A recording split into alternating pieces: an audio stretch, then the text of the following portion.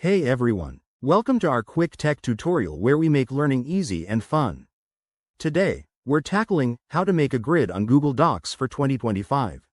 Whether you're a student organizing notes, a professional planning projects, or just someone who loves neat layouts, this is a skill you'll use all the time. Grids help keep everything aligned and professional looking, so let's dive right in.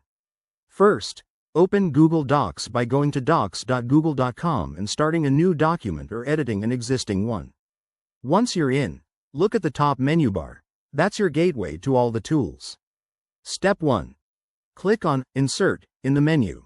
A drop-down will appear with various options. Step 2.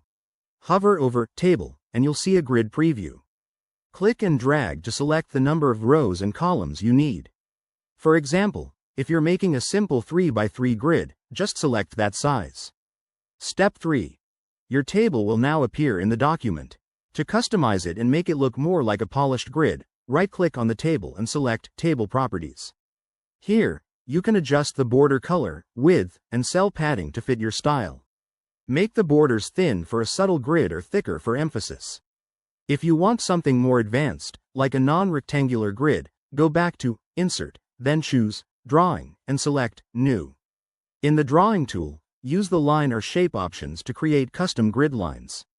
Once you're happy, click Save and Close to insert it into your doc.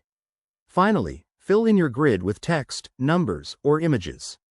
It's that straightforward. Grids in Google Docs are versatile and update in real time if you're collaborating. There you have it, a complete guide to making grids in Google Docs for 2025. This feature is perfect for keeping your work organized and visually appealing.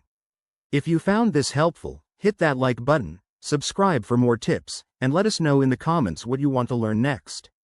Thanks for watching, and see you in the next video.